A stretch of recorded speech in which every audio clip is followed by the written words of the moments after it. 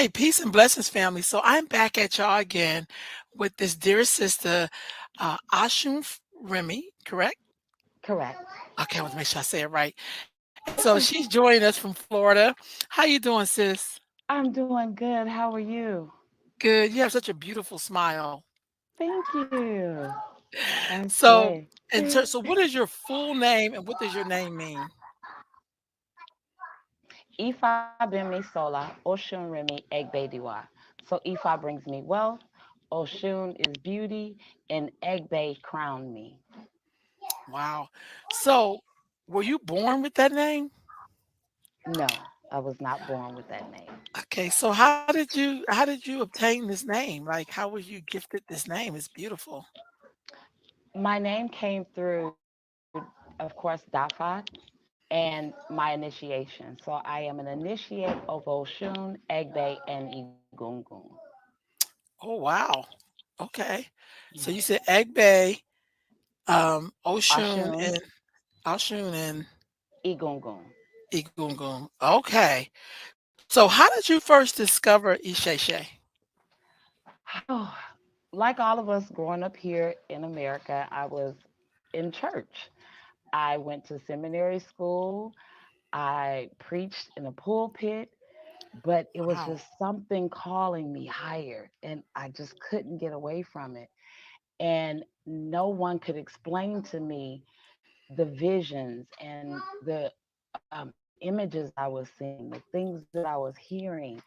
Um, and just the things that were happening in my life that clearly pointed toward the Orisha guiding me and protecting me.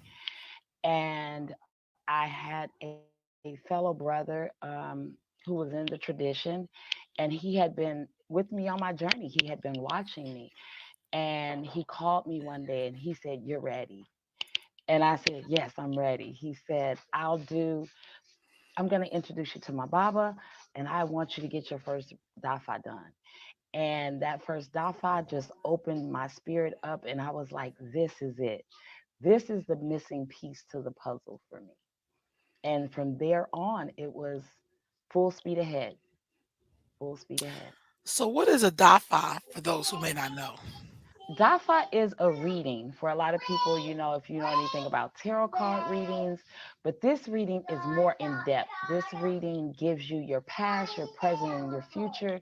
It gives you the orishas that are there with you, that are protecting you and guiding you. It gives you things that you shouldn't do in life, which are taboos, things that are hindering us from becoming our highest self. So that's what happens in a dafa. And then from there, so it's like we always say, it's like going to a doctor getting a diagnosis. Mm, mm. And from that diagnosis, you get a prescription, which is called an ebo. And then we have to pay that ebo. And the work is done then to remove the negative energy that's around us, or to either open up the door for us to continue on our destiny. So that's what a dafa is. So when you got the Dafa, did it immediately tell you that you would be a child of Oshun, or was that something else totally different? So my first dafa told me Obatala. And Obatala, of course, we all know is King of the White Cloth. Mhm. Um, Ashun, the energy from her, I am an Apetibi. So I was born the wife of Orumala. Mm. So that is Oshun's role. And not only that, I have Ibeji. My daughter has Ibeji, and Ibeji are twins in Yoruba language. So everything Ashun, I needed her to help me learn how to love myself, to help me learn how to become at peace with my destiny, and for her to sweeten it up for me. So she came in like the water, the flooding water that just comes in and Mm. just says, "Okay, I'm gonna cleanse you. I'm gonna give you change. I'm gonna heal you. I'm gonna bless you. I'm gonna make your life beautiful and sweet." So I needed Ashun to help me understand how to love myself and how to stand up in my truth and who I was. So for that, Yaya just blessed me. Wow, wow. So when you first got a Batala, Hmm. did that happen during a Dafa, or did you have to do another kind of reading or to get more in depth to find out who's your head, who's your, you know what I mean? When I received my hand of Ifa, Okay, when I received my first hand of Ifa, that's when I got more in depth as to my role. okay. And from there, it just continued to grow and open up my whole destiny. So what is a hand of Ifa? So, a hand of Ifa is getting um, your shrine, your covering of Ifa that protects you and seals you until you go get initiated into Ifa. Hmm. So Hmm. that's my hand of Ifa. So after doing that, and then you found out that you were a child of Oshun, how did you feel about that? I felt honored because growing up here in the Western world, when you think about when Oshun is brought to your attention, it's more of the beauty and the sensuality of Oshun, and I never felt that. I always I didn't. I'm not saying that I didn't feel that I was beautiful or anything like Right, that, I but get that. she is just this beautiful energy of sensuality, of sexuality, of sweetness and all those things. And I'm not saying I wasn't those, but it was like, really? She wants to bless me with her ashe. She wants to be there to protect me and guide me and lead me. I'm honored. I cried. I literally cried because Wow. I was truly honored and blessed by her just allowing me to take on that energy of her, to take on the blessings of her. I've always been a peaceful person, but we forget that sometimes Yeye is a warrior too. She Mhm. is a warrior. So, and I know I fight for women. I love women. I love children, and I Mhm. love to see us fulfilling our destiny. So that's when I realized, oh, yeah, I've been Yeye. I've been that. I've been since I was a young girl. I would babysit for anybody. I wanted to see women become to their fullest potential, to be themselves and to love themselves and to know that they were powerful and know that just because you're feminine and all these things, it doesn't take away from you being a very influential individual. Mm. We Mhm. we Mhm. felt we I think we sometimes put stipulations on what women can be. But Yeye says no. You can be beautiful and be powerful and be a warrior at the same time Right because we on. have to hold down the home front. We got to take care of these babies and raise these babies. We are very powerful. We play a very intricate part in the lives of the men children. We teach them and raise them. So I was very honored. I was very honored. And I knew that Yeye would continue to help me understand the power within myself. Right on. Right on. So for your others, you said Egungun and Egg Bay. Egbe. Yes. So how did you find out about those two that you would also be initiated to them too? Going through again another DAFA. I had what is called an OOB done, and it gives you more in depth of the orishas that brought you into this realm.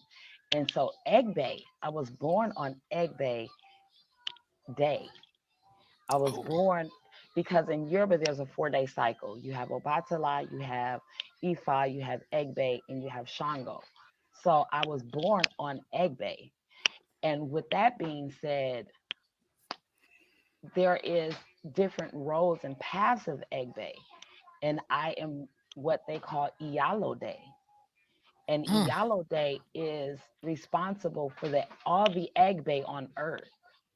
And what Egbe is I know a lot of people hear that as above, so below. So Mhm. everything we have in this realm, we have in the heavens.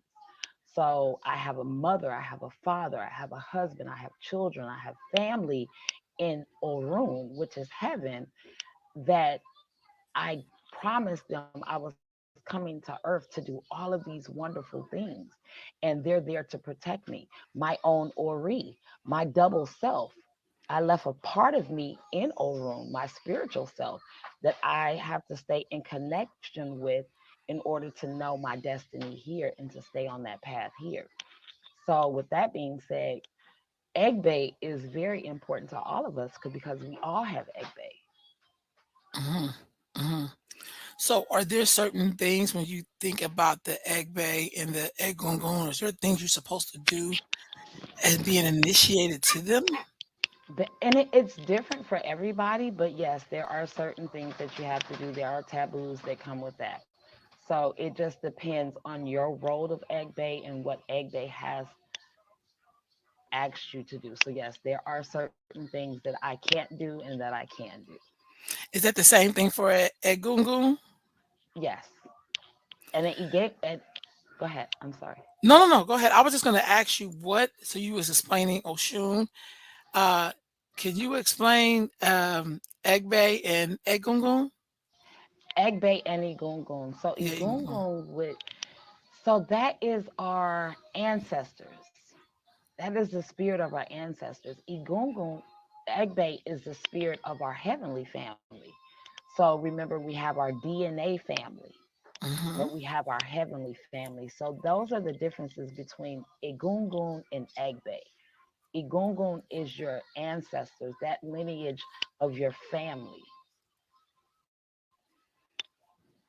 Gotcha. That makes sense. That makes a lot of sense. In your daily work, do you find that you're communicating or is it a reflection of those, deities or you know what I Every day, mean? every day. I can hear them. I can.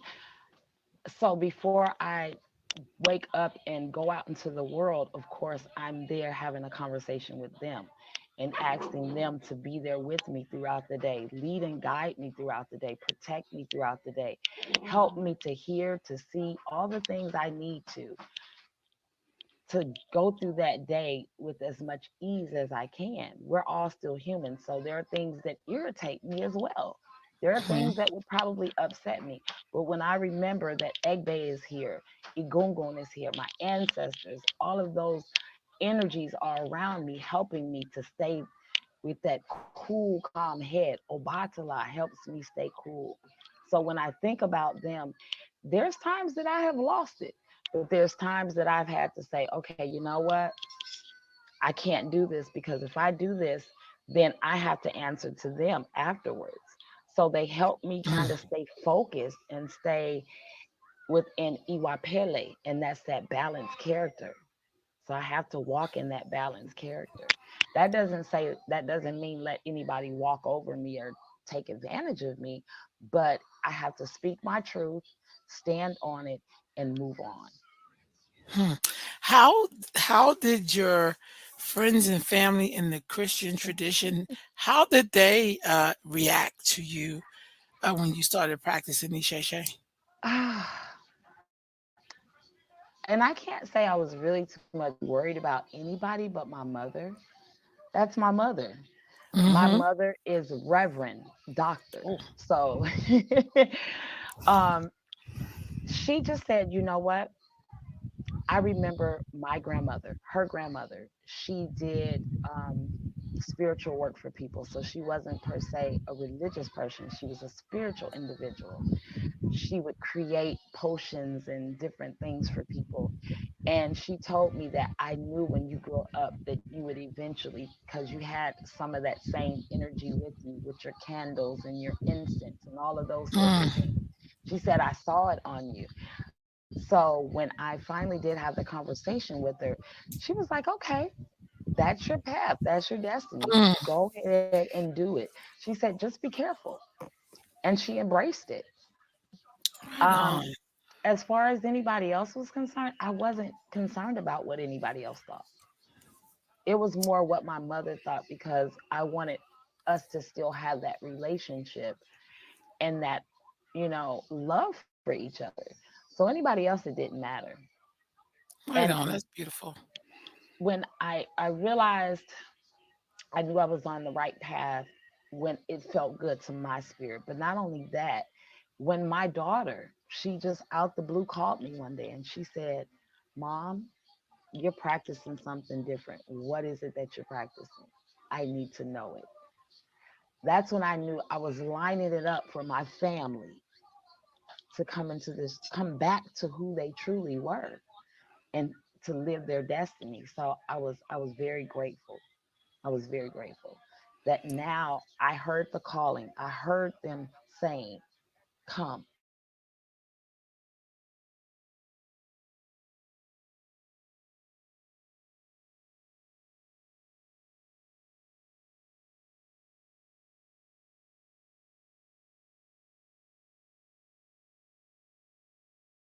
It needs to understand what this is. Some of them still kind of say, oh, she's practicing voodoo.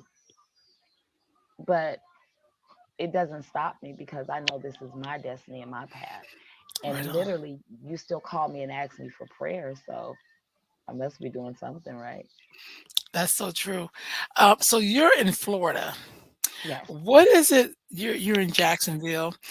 Hmm. Um, what is it like there? Are there a lot of people who are practicing non-Abrahamic religions, or is it like cityfied? Is it countryfied? Is it what is your environment like?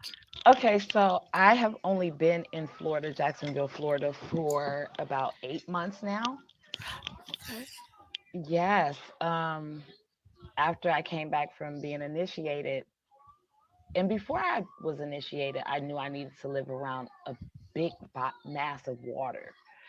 Um, and so I had to have a DAFA done, and I had to move to Florida because I had to be by the water. There were three other locations that I chose, and IFA said no to each and every last one of them except for Florida. Um, Mm, I have to be able to be around the water. I have to be able to go to the water. And so, with that being said, there are people here that practice traditional Isheshe. There are people here that are willing to learn traditional Isheshe. Every time I go somewhere, there's somebody that's drawn in either by my leques or just mm, hearing my bangles from Yeye or just the energy that was placed, the ashe, let me say it that way, the ashe that was placed on me from initiation, that just kind of draws people in and makes them curious. So I say there are a lot of people that are curious, there are a lot of people that are open to the tradition here, and there are a lot of people that are like, what is that, why are you doing that? But for the most part, I get a lot of good energy. It's very city here. It's a lot different than what I thought it would be. But all in all, I found my peace here because it's the water. The water here is so soothing. There's water everywhere you go here. So it just reminds me of Yeye. It reminds me of Olokun. It reminds me of Yemoja. It reminds me of all of those energies that govern the water that keeps me. Because there was times I wanted to leave. Please believe me, coming here was not easy for me. People think, oh, because you're in traditional Isheshe, that everything is going to go smooth and easy for you. No, there's been some times I've had to toil and cry and, you know, really tell myself, no, you're going to be disciplined and you're going to stay because this is where Ifa said you would be blessed at. So it hasn't been all peaches and cream, but it has been an experience of moments that I'd never exchange for anything else because it brought me closer to my Ori. It's brought me closer to my ancestors and to Egbe and to Oshun. So it's just given me the understanding of being disciplined. mm. So where are you from originally? I was born in Detroit, Michigan. Ah, Detroit. Okay. Okay. So you moved from Detroit to Florida? No, no, no. Okay. Detroit. I moved here from Texas. I left Louisiana. I was in Louisiana where I think when in Louisiana is where the spirit was very heavy for me. It was very, Mm, because ah you have the tradition there. You have the tradition in so many ways there. You have that land and that energy of our people there, and what transpired on that land that just speaks mhm, to you in such a different way, that it opens you up to the spirits that are there, that'll lead you and guide you. That's Indian land, that's Native American, excuse me, that's indigenous. So that land, those people, the the the sacrifice and everything that happened there, it's in the ground there. So I believe just being there also opened me up to wanting to know more. It was there that I start to have a lot of my visions. It was there that I was told what to do, and there were certain things. There's a long story behind this that I'm just kind of not going into, but short story, I was on the run, and I hid out in Louisiana. And during wow. that time of hiding out, I couldn't hide from the spirit. I couldn't Mm, hide from the Orishas. They were there leading and guiding me. And when I had to listen and go turn myself in, just things that happened where Ogun just came in and opened up cells, and it was amazing. It blew my mother's mind. So from there I knew these Orisha got me. I got to find out who these Orisha are. I got to find out who these energies are. I have to find out what is my true destiny. It's been an amazing journey. It's been an amazing journey. I can't tell it enough. Can't mm. tell it enough. So you went from Detroit to Louisiana To Texas. to Texas to Florida. Yes. All of those are good places, though. They are. They are. Because I met some amazing people in all of those places that really helped me on my journey, that saw the true essence of who I was, and that helped me understand who I was. It's amazing how when you meet good genuine people who will feed into your spirit because they know who you are spiritually. They're not looking at who you are physically, Hmm. or they're not looking at the moments that you have in life, because we have moments in life, That's and true. those moments give us understanding, overstanding, understanding that leads us to our highest destiny. How did you connect with your spiritual teacher? Or have you had a lot of spiritual teachers? I connected with my spiritual teacher through a mutual friend. And then from there, I just start people, it just opened up the door for the blessings of all my teachers, because I can't just say it was one teacher, you know, just like in a village. You can't, everybody teaches you in a village. So I have Mhm. a village of people who have taught me, who have picked me up and said, come on, let's carry you because you have somewhere to go. And I have to say, I give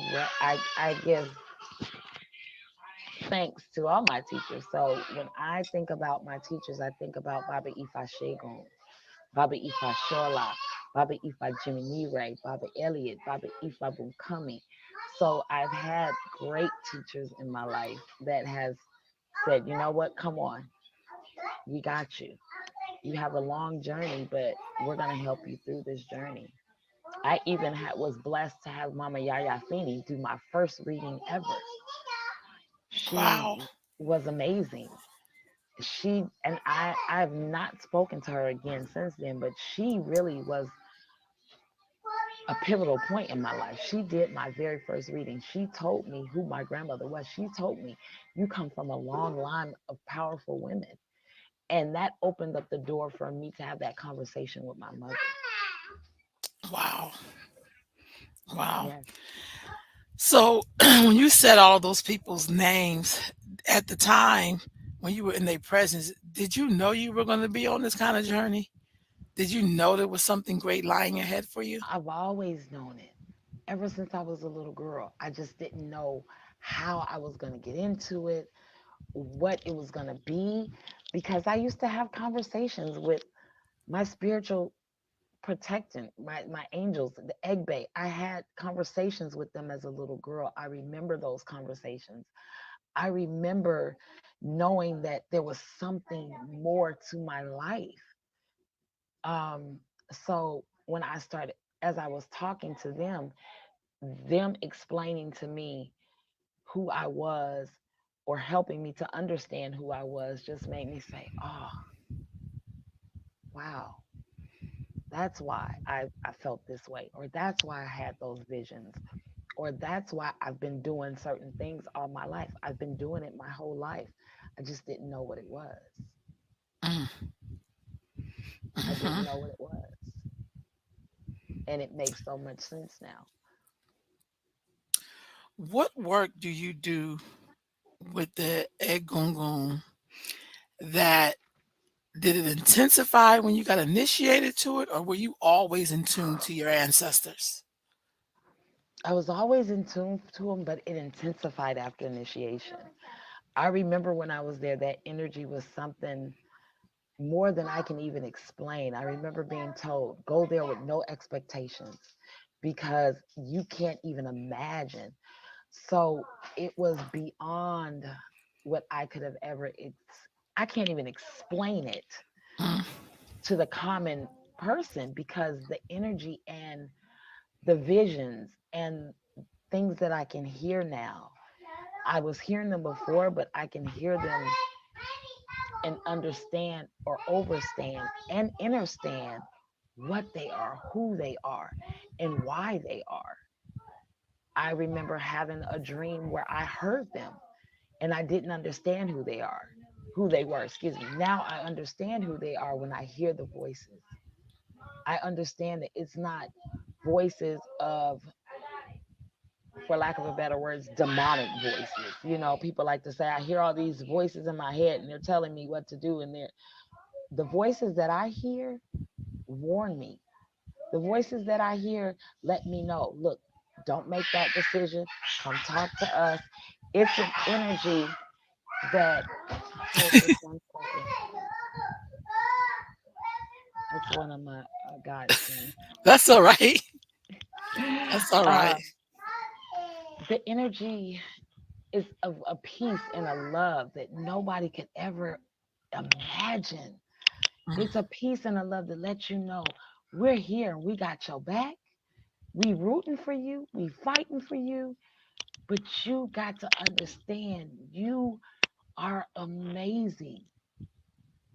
mm. And once I understood how amazing I was and how amazing they are, because without them, I'm nothing. But with them, I'm everything.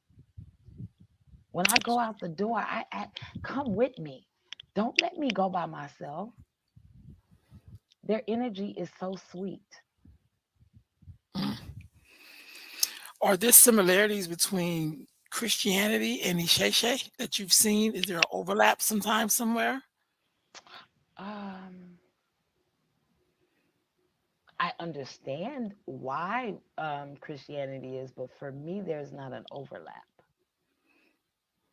For me, it's traditional Isheshe.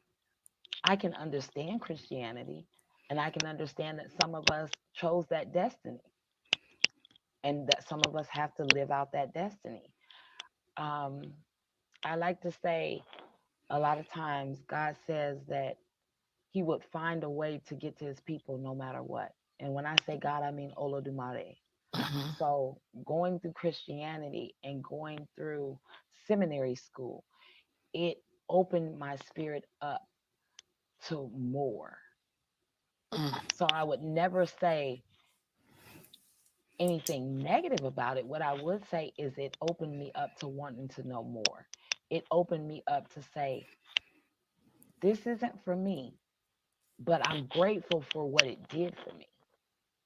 I'm mm. grateful for, because there are some takeaways from the Bible that, would kind of go in with Ishesha, because we know that all they all that was done was it was taken and it was, for a lack of a better words, it was watered down and manipulated for control. for control of the destiny of those that were chosen to walk this path, to try to confuse us.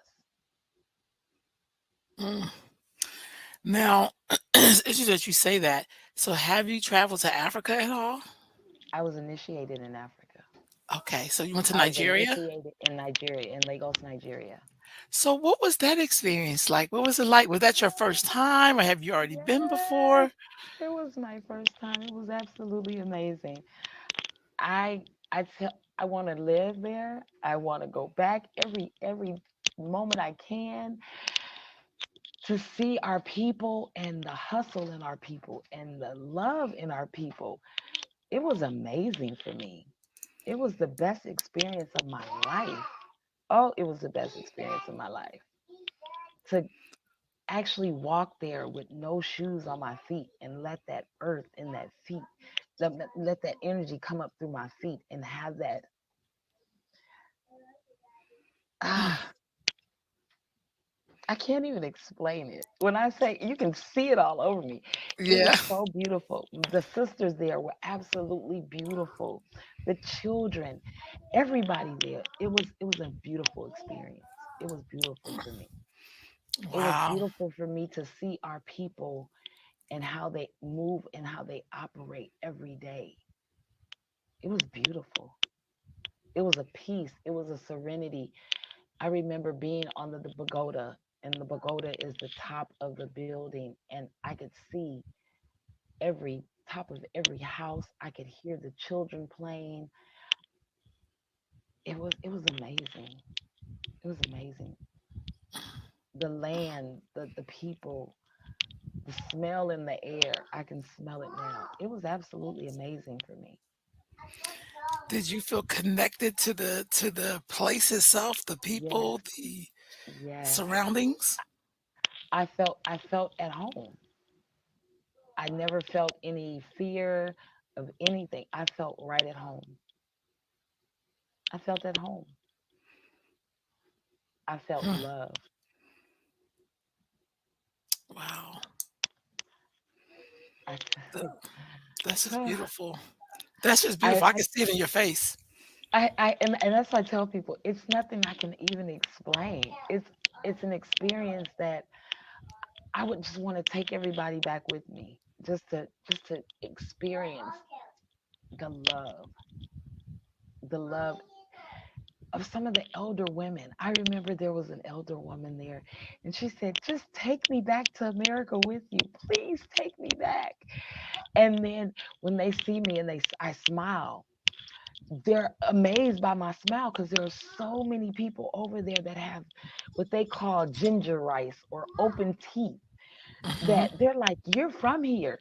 You don't even you realize you're from here. Don't ever change that about you. Stay that way." That lets us know you're really from here. This is your home. There was a group of women that were spiritual that came to my initiation that didn't know that my initiation was going on at the time. And they are the lead of the women in Nigeria. And they embraced me like Mm, a mother or grandmother would. And I had these beautiful women that told me, from now on, you can call us and we're there for you. I mm, mean, and when they opened their arms to me, I felt like I had 15 mothers and 15 grandmothers, 15 sisters and mm. aunties. They just embraced me and held me so tight. They said, "You're home. Welcome home." Ah, I felt so much love. I can never say anything other than it was love. Love on top of love on top of love. So what was it like for you coming back to the US? I didn't want to come back. If it wasn't for financial reasons, I wouldn't have came back. I would have tried to stay. But when I came back, I understood that my sisters needed me here, that my family needed me here, because I was bringing back something that we all needed. Mm, And that was the love, the understanding, the peace, the spirit of the tradition. mhm, I was bringing it back with me, and then I had to spread it out. I had to give it to whoever was in my presence, whoever came to me and asked me, "What is it about you that's different?" Or they just looked at me like the young lady I'm here with now. We met at a bimbe, and she was just her and her daughter were just looking at me, and it was just the energy of Yeye Oshun, of Egbe and Igungun, that mm, just exudes, and it just draws those people into you, and that you can be of assistance to, because we're all family and we're all connected. So I didn't go get initiated just for me. I mhm, went and got initiated to bring it back, to let my sisters know, to let my children know, to let uh, everyone know the beauty of it. Once we realize who we truly are and operate in that, there's nothing we can't do or can't have. It's beautiful. mhm. That just sounds beautiful. Like, so, have you been to the African village in South Carolina? I have. I was actually just there for King's Day. I am a painter. Egbe, when I was having my DAFA done, Egbe told me that I would I would make my biggest success by painting. And I used to sketch and draw when I was younger, and I started painting. So I went up, what was that, 2 weeks ago for King's Day, and actually auctioned off some paintings. And Mm, to me, that feels, to me, that's Eshu. So if you guys know anything about Eshu, mhm, Eshu is going to do as Eshu wants to do. You have to let Eshu be. mm. um, and it reminds me of that. It gives you that same feeling when you go there. I love the village in South Carolina. It gives you that home of it gives you home. It gives you that experience of Africa. Mm, It does. It does. that's what's up. So, did you spend a lot of time there?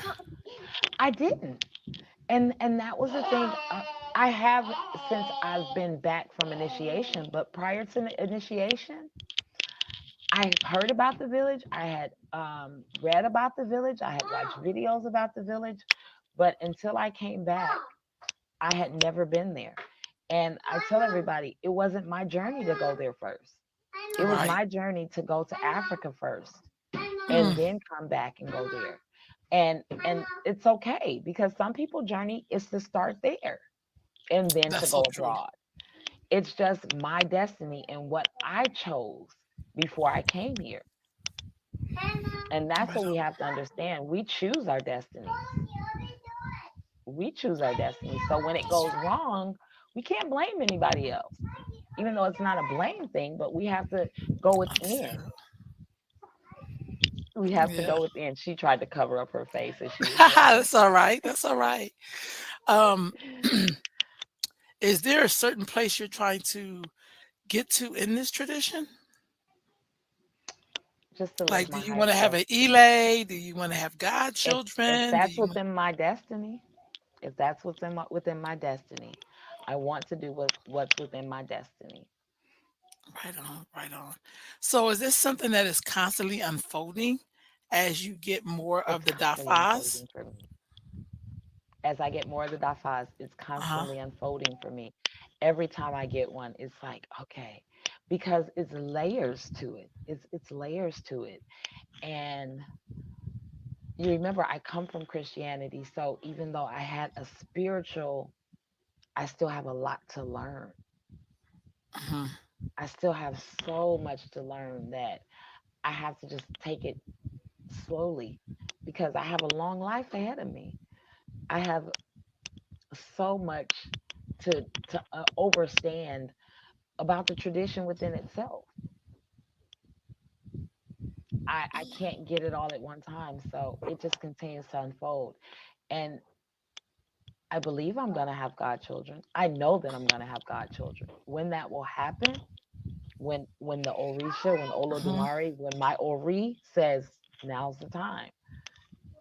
Um, am I rushing to do it? No, I'm not rushing. I want it to happen naturally and authentically. I want to make sure that my Ori is in line with everything because it's a personal journey before it's a journey that goes out because it comes down and out.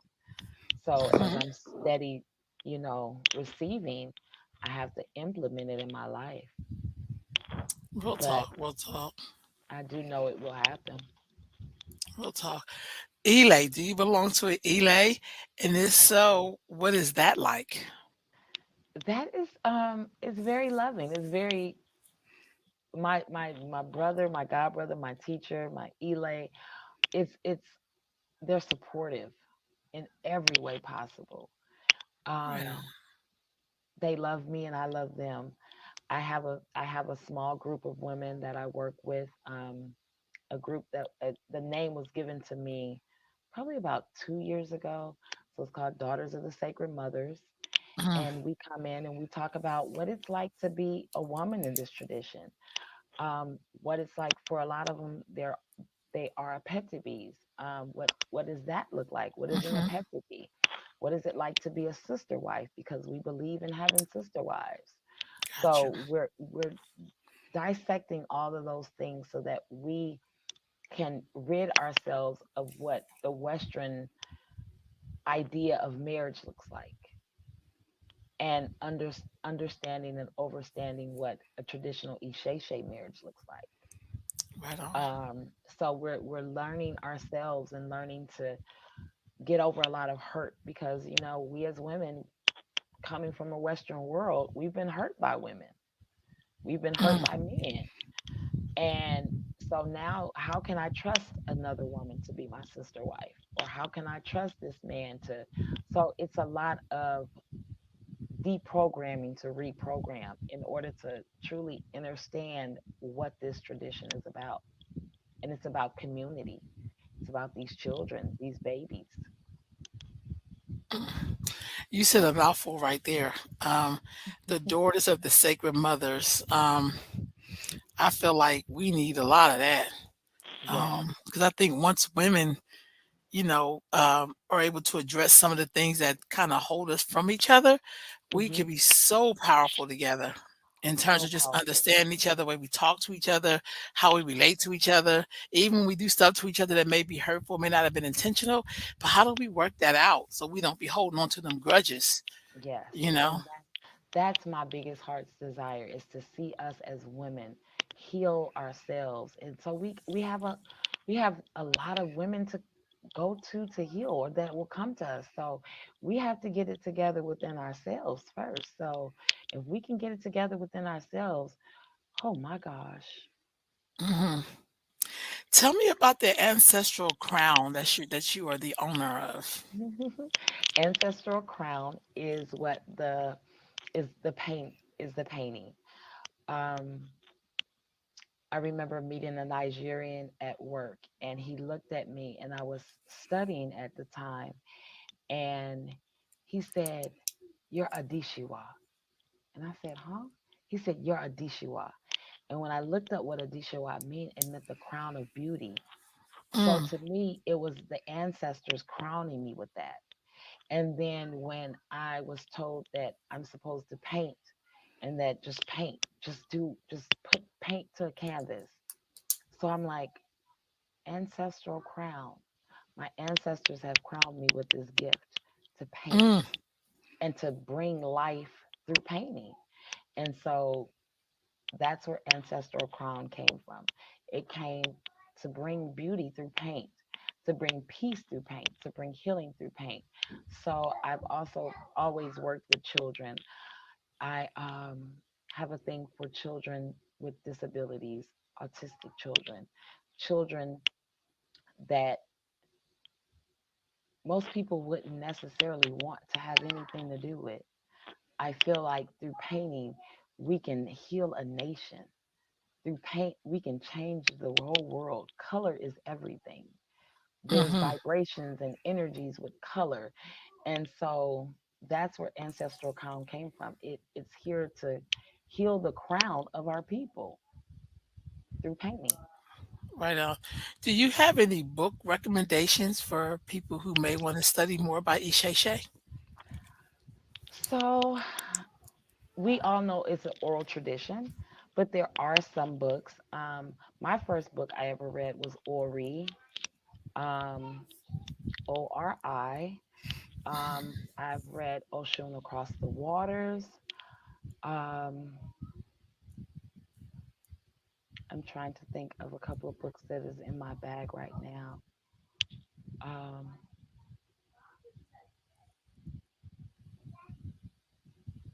I have the book on the tip of my tongue. It's the power of a women. The power of our mothers. There's a few books, but a lot of mine came from sitting and talking. Even though I read books, I I'd rather sit and talk with an elder Mm-hmm. because sometimes the books are Santeria, Lucami mixed in with the Shay. And I'm not Hmm. taking away from any of those, but I've always wanted to know traditional Isheshe. And I was taught the way to learn traditional Isheshe was to sit at the feet of the elders, was That's to true. sit at the feet of those that have been in the tradition. So even though I might read a book or I might see something, I'm always going back to an elder and referencing an elder. My godmother is in Nigeria. She's never been to America. So I call her and I talk to her. My god brother, he's been in the tradition. So I talk to him. Um, Babalaos, I talk to them. I try to stay as traditional as I possibly can so that I know the difference between traditional Isheshe and Santeria and Lukumi. Right on, right on. Sis, thank you so much for carving Sure. out some time to talk to me, share your journey, your story, to share your wisdom. I mean, I'm sitting here, I took a lot of notes. I'm always taking notes. But I love the way there's something very soothing about your voice. There's something very calm in your spirit. So when you talk, it makes it easier to listen and to write. I don't feel rushed. You Well, thank answer very thoroughly and you're very straight with it. You know what I mean? You don't dance around it. So I'm very grateful. Thank you so much for giving me this time. Modupwe, Modupwe. Thank you. Thank you so much for having me. And I want to talk more with you. Yeah. I feel Oh, I there's a want to. connection here. I Yeah. feel like there's some questions. I feel like there's some teaching you can give me. Oh, okay. Well, I'm Um, just really interested in hearing people's journey. I think part of what we have to do is that we have to talk to each other about this tradition. Excuse me. Excuse me. I don't know where that sneeze came from. So I feel like that's why I do so many interviews because I want people to tell me what's your journey? How did you discover this? Like how has it changed your life? And it's usually always some kind of life changing kind of experience in there. But I think we need to hear it more. I spent a lot of yeah, time listening to a lot of interviews. Just mhm, like when I was a kid, I would listen to a lot of elders. I would yeah, love to sit and listen to elders talk, even if they weren't talking to me. hmm I hmm still wanted to hear what they had to say. You know what I'm yeah, saying?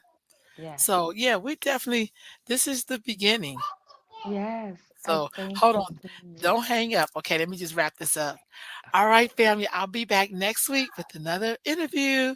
Take care, family.